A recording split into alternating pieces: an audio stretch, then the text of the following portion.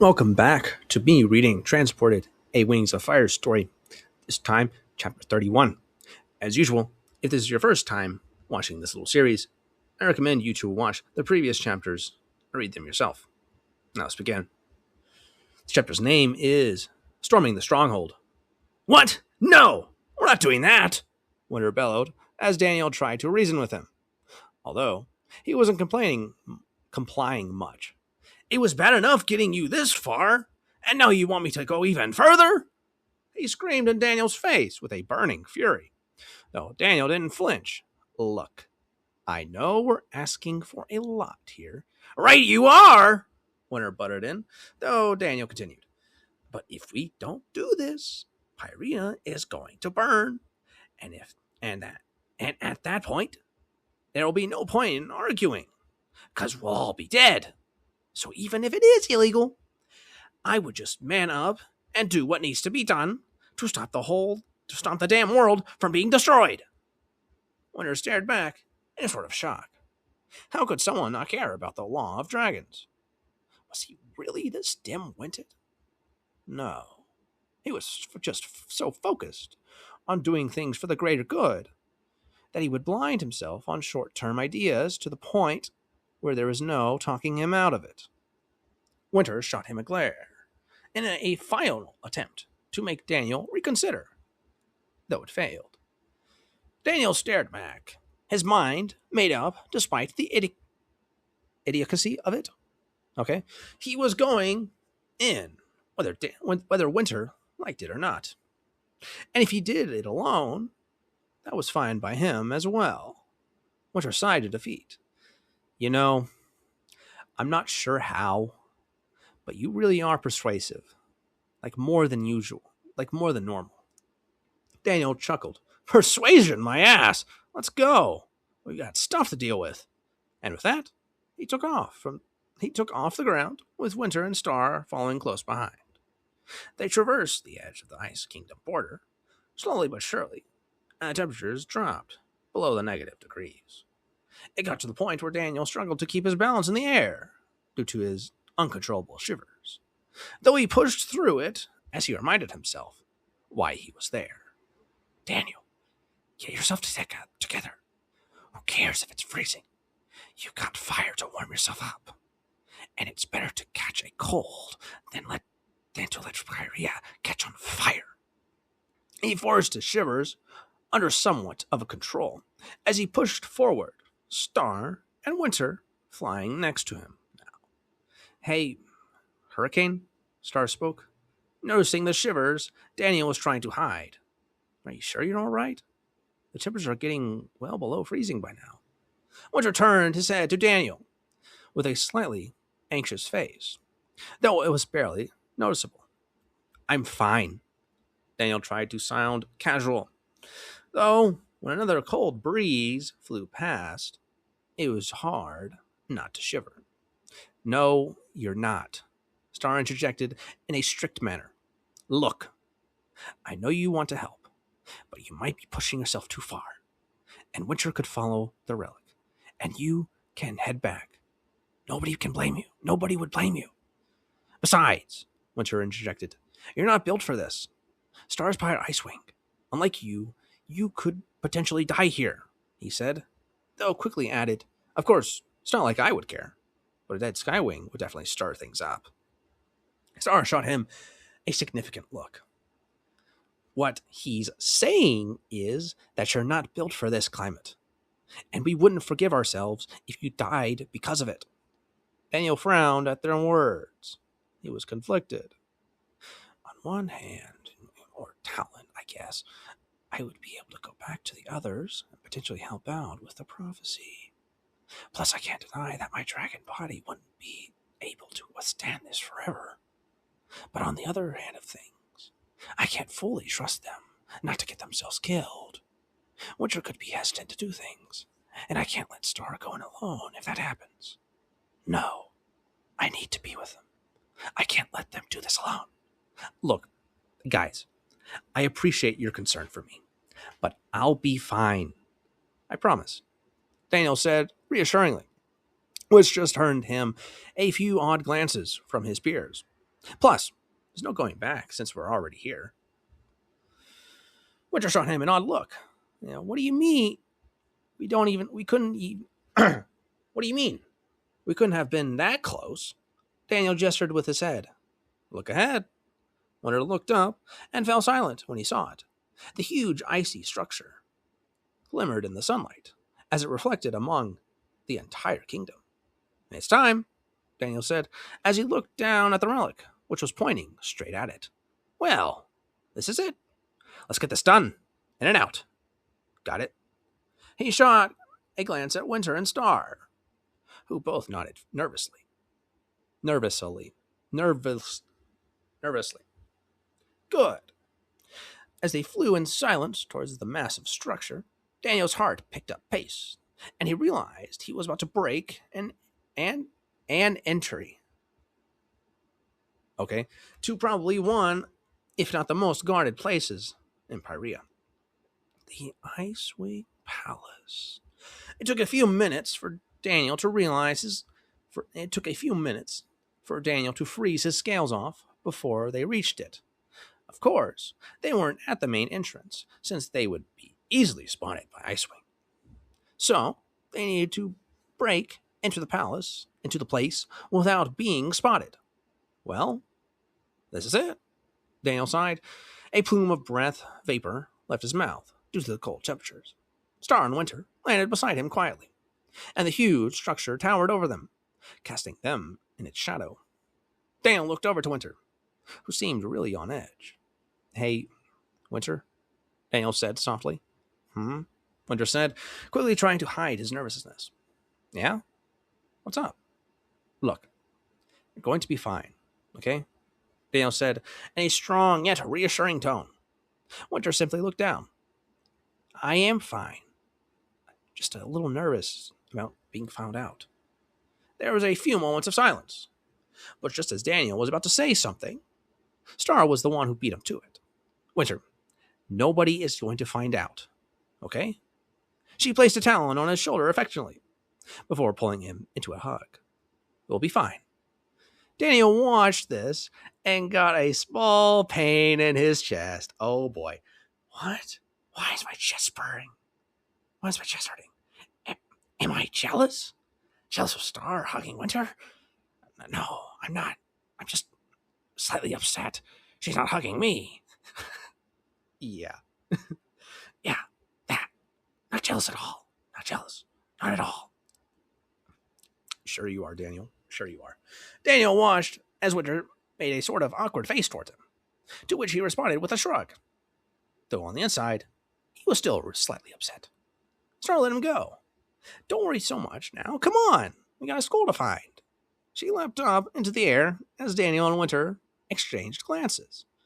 Well, she seems keen, Daniel joked, to which Winter replied, Sure, whatever you say. Soon the two boys flew up behind her as they searched for a potential entrance to the palace. Hey, Winter! You got any ways to break into this place? Star shouted a little too loudly.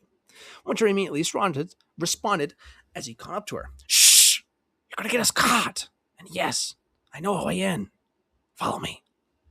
A trio of dragons flew up beside the gleaming walls of the frozen castle, making their way to a nearby balcony. They landed as quietly as they could to not draw attention to anyone who may be inside. There was a sort of semi-transparent door which allowed them to see into the castle. On the other side, what appeared to be a large dining room with an extended table for feasting. Okay, now let's get what we need to get. Okay, now let's get what we need and get out. Winter whispered to Star and Daniel, who nodded in response. As Daniel tried the door, he realized it was locked. Oh, for the love of 3 moons, he whispered under his breath as he spotted a frozen lock on the front of the balcony door. Daniel stood there, thinking of his next move, but he didn't have to think long. He didn't have to think much. Soon, Star butted him out of the way as she took out her claws and picked the lock on the door in a matter of seconds. Daniel Winter looked at her with a slight shock. What? She responded calmly as she pushed the door open. Daniel shook his head as he took the lead and was the first to officially break an entry into the castle. Well, I guess I'm officially a criminal. One part of his brain thought, but he managed to calm himself down. Come on, calm down, Daniel. It only counts if you get caught, so make sure you don't. The room was large and cold. Portraits of what Daniel assumed were the past Icewing queens littered the walls around the hall. Clear ice chandeliers hung from the roof, sending waves of colorful beams into the room as the sun's light reflected through the small prisms. The table itself was nothing special, apart from its large size, made of a sort dark-colored wood. One that would be found in a southern rainforest. But not this far up north. So I'm not surprised that something like this would be here. Overall, the room itself was probably one of the most beautiful places Daniel had ever seen. Despite its cold temperature, he felt warm inside for some odd reason. I wonder what the rest of this place looks like, Daniel thought, although he knew he couldn't roam around like a guest. He looked down to the tracker in his palm. It pointed towards another large double door. This one appeared to be made of the same wood material as the table. This way. Daniel beckoned his fellow peers to follow him as he made his way to the large door, and he pushed one of the sides open. Winter and Star joined him, none of them saying a word, which is why they all jumped when a voice was heard behind them. What do you mean I can't do that? I'm the queen, for moon's sake. Without thinking, Daniel, Winter, and Star all fled through the door and shut it quickly yet quietly. Their ears pressed against the wooden door as they eavesdropped on the dragons who had just entered. As the queen, I should be able to do what I like. Isn't that what being queen is for? Shouted a young but very angry voice. Well, yes, that's true. But as your friend, acquaintance, the queen's voice corrected. You're my acquaintance, not my friend. Right. Sorry, everyone. Sorry, Snowfall. The second voice said, It's your majesty. Mose, do I really have to correct you all the time, Lynx? Snowfall said annoyingly. Look, I may only be filling in for Queen Glacier, while she's fallen sick, but as your temporary queen, you should still treat me with respect. Sure thing. Whatever you say, your majesty, Lynx retorted, which earned her a growl from Snowfall. All right, I'm sorry. But on a more serious note, what happened with Queen Glacier? Daniel heard Snowfall sigh deeply as he looked to Winter and Star, who shared the same puzzled yet curious expression. He turned his attention back to the conversation. I'm not sure how to tell you the truth, Lynx. She sounded genuinely upset. Well, of course she's going to be upset, Daniel thought. It's her mother, after all. Mother fell sick about a week ago and was moved from her room to the healing center, where she could recover. She didn't say much about what happened, as she didn't really know herself. But she did say one thing. There were a few moments of silence. Well, what did she say? Lynx asked. She had a vision. Or at least, that's what she called it. What? That's not possible, Snowfall. Only Nightwings were said to possess those sorts of powers. If they even had them at all, Lynx pointed out. Yeah, I know. But what she said she saw was, well, interesting to say the least. Really? What did she see? A Skywing, Snowfall said, and Daniel felt his eyes widen. A Skywing, Lynx repeated. Are you sure? Positive. However, one thing did stand out. She said she heard a voice, a male one. It spoke to her a single phrase. Which was? Lynx said with eagerness, which Daniel couldn't deny he also shared at this point.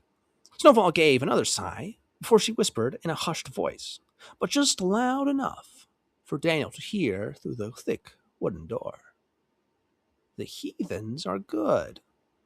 Daniel was confused at her words, but he didn't have time to let it sink into his mind as soon as Star called to him from the other side of the room. Psst, Hurricane, get over here. We found something. Star yelled in a hushed voice. He looked over to them to finally see the room they were in. It was a bedroom with a large, queen-sized bed. They were in Queen Glacier's bedroom. Daniel didn't want to leave. However, he was interested in the story Snowfall was telling. Though he forced himself apart from the door and walked over to where Star and Winter were standing. What did you find? Look, Winter said as he pointed to the tracker. The North Arrow hand was going out of control, no matter where they walked. What's wrong with it? Is it broken? Daniel said, slightly scared. They had just lost their only lead. Star shook her head. No. It means we're above or below whatever it's pointing to. Oh. Okay. So what do we do? Daniel asked, his heart calming down a little. Well, we did find this, Winter interjected. He moved the foot of the bed and pressed a space in front of it. The bed moved aside soundlessly. It was amazing, really, how something so heavy could move so silently. Once the bed was fully shifted, it revealed a dark hole in the room's floor. Oh, well, that seems like something, Daniel said. If I'm being honest, I have no idea what it is or where it goes. But it's better than nothing, Winter said. Daniel looked at him before he took the initiative and took the first drop into the tight cavern. It wasn't that deep, to be honest. However, it was definitely very dark, pitch black almost. Daniel was well into the dark when he heard Winter and Star drop in behind him. Ouch, watch it, Winter hissed. Sorry, Star said. Can't see much down here. Can you light us away, Hurricane? Yeah, sure, Daniel spoke as he let out a small but bright plume of fire. The fire illuminated the inside of the icy cave as it reflected off almost all the surfaces. The cave continued downwards, with carved steps leading the way. In that small time frame, Daniel spotted a wooden, unlit torch, which could come in handy. The fire faded away, and the dragons returned to the darkness once again. Daniel reached out to feel the torch before lighting it and giving him and his friends a decent light source. Alrighty, Daniel said. Here we go. He took a step forward down the ominous carved staircase, and was relieved when he heard Winter and Star doing the same. So, what do you think this place is? Star spoke to break the creepy silence. Honestly, I'm not sure. I've lived in this castle most of my life, yet I've never seen or heard, for that matter, of a place like this, Winter said worryingly. Interesting. Hurricane, what do you think? Daniel ignored her for a moment as he swiped away some cobwebs that were in his way before responding. Well, I'm not sure. But since the entrance to it was in a bedroom, it's probably some underground secret vault or something of the sort. Daniel answered Star's question, but he lied because he knew exactly where they were going. And his prediction was confirmed after the next step as they entered a small but neat room filled with artifacts. Each artifact had a note next to it. Well, I guess I was right then. We're in the Forbidden Treasury. As soon as Winter laid eyes on the room, he also knew exactly where they were.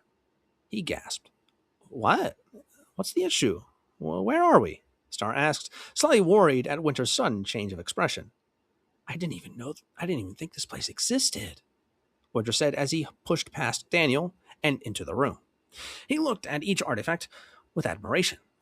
This place is the Forbidden Treasury. The place where all the Animus-touched objects were stored for the queens and princesses to use. Star was the one with wide eyes this time. Wait, so you're telling me, she started. Winter nodded. Every object in this room is enchanted. Daniel looked around at the objects. There were 3 that he immediately recognized. The gift of stealth and strength, the gift of vision, wasn't there, since it only appeared to people who needed it.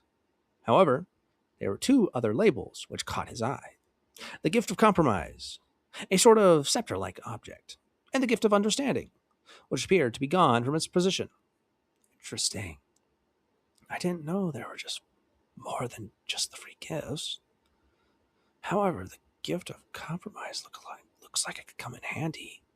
Daniel reached out for the scepter, which was a sky/ice blue with decorated pink and blue jewels towards the top, lined in a bright layer of gold.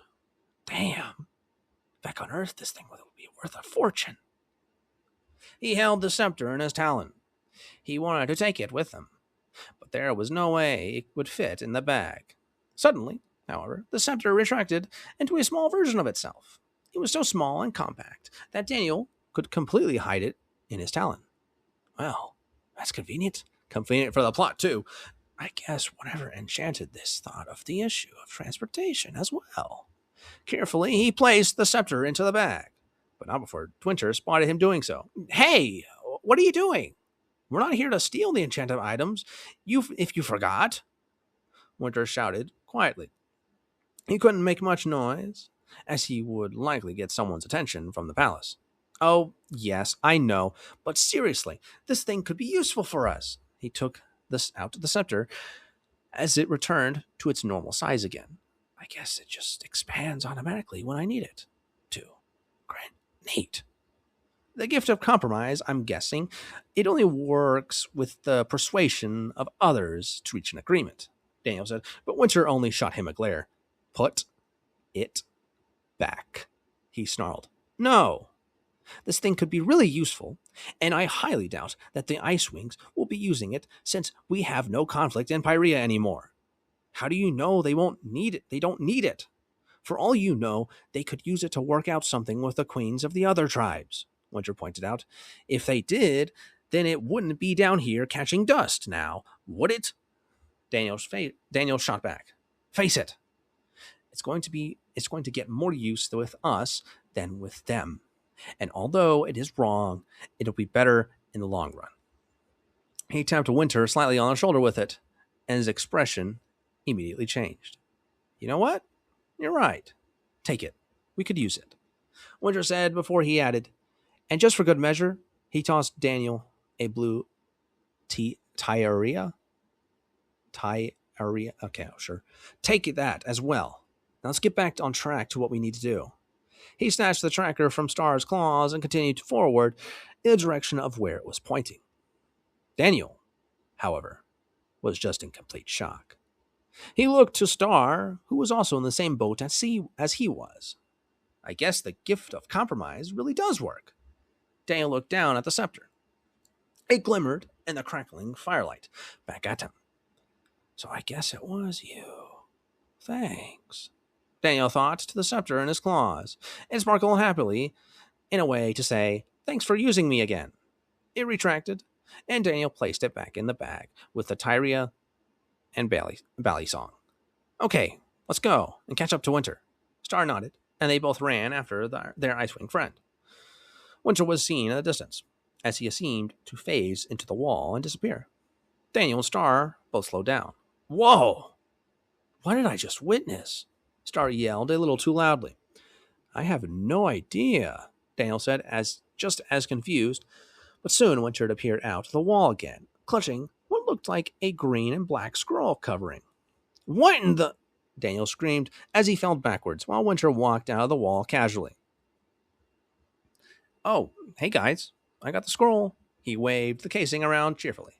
What was that? He yelled from under him. And just when I thought things couldn't get any weirder, Winter phases through the wall like some stupid Harry Potter voodoo. Daniel stood up again. I'm not even going to ask. You got the scroll. Good. Let's get out of here. Wait, shouldn't we see what the scroll says first? Star interjected. Daniel was about to bag it. He had enough magic for one day. But he knew Star was right. They couldn't go through all they did, and then just not to see what it said. Fine. Winter, unroll the scroll, Daniel said. Way ahead of you, Winter responded, as he already had the scroll on the ground. He had a puzzled expression on his face, however.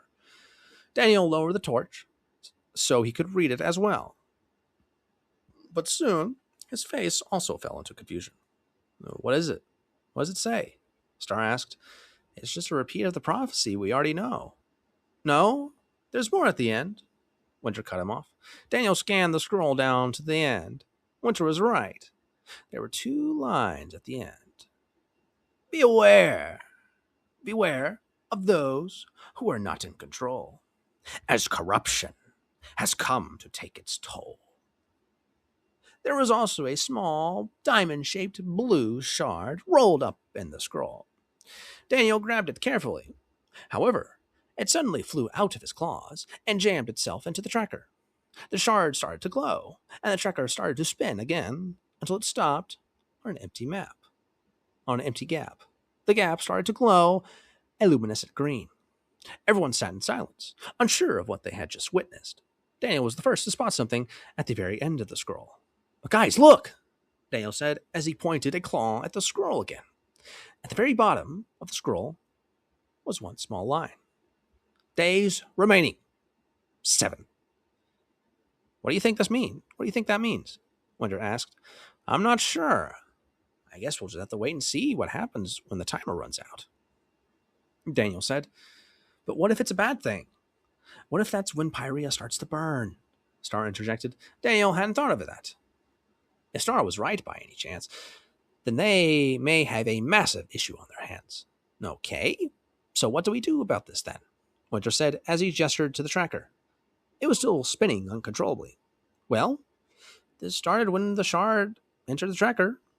And look, there are 3 more gaps which can fit smaller shards. Daniel pointed out. That means we need to look for them. We need to find them, Winter said. But the question is, how? If the tracker's, well, like that. Well, it's got to stop eventually. Oh, maybe 7 days from now it'll reset or something, Daniel said happily. Well, if that is the case, then there's nothing we can do at the moment. Let's get out of here, Winter said. Daniel and Star nodded before they continued down the passage, which led into another cave Daniel couldn't see. However, as they left the treasury, taking 2 of the enchanted objects with them, Daniel couldn't help but have a terrible feeling. We're not even close to completing this prophecy, and it looks like there's more of it, which means we're going to have a massive scavenger hunt. And we, once again, might be deeper than we realize. The words of the scroll. The words of the scroll echoed in his mind. Be aware of some who are not in control, as corruption has come to take its toll. And that is the end of the chapter. Besides, as usual, the author's note at the very bottom. This one is a lot shorter than the others. Yo, hello! I'm not sure what to say here, but thanks for reading this chapter. I'll see what I can do in the next one. Adios. So, they found their little MacGuffin, the Scroll of Chaos, and a little stupid little diamond gem slapped into their compass, and now they gotta wait 7 days for the next one to appear. But first things first, they need to get out of the Icewing Palace. That's all I gotta say. Oh yeah. See, I don't know about me leaving, because they're gonna say they're gonna do it and then they're not gonna do it. I don't know. For all I know, they could be like, okay, you're going tomorrow. You're going. Well, they're not gonna say you're gonna go tomorrow. They'll be like, okay, from 2 days from now, you're all leaving. See you later. We just don't know. I just don't know.